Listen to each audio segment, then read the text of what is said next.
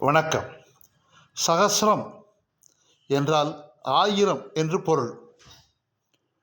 நாமம் என்றால் பெயர் என்று பொருள்.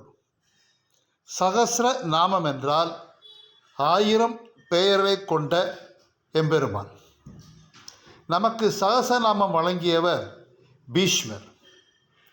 குருஷேத்திரத்திலே அம்பு படுக்கையிலே படுத்திருக்கின்ற பொழுது வீடனன் வினவ யுதிஷ்டர் அருகில் இருக்க சாட்சாத் ஸ்ரீ கிருஷ்ணனை பார்த்து 1000 நாமங்களை உதித்தவர் பிதாமகர் பீஷ்மர்.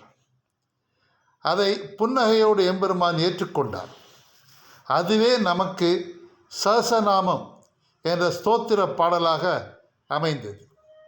இன்றளவும் விஷ்ணு சகசநாமம் என்றால் பீஷ்மர் நமக்கு வழங்கிய இந்த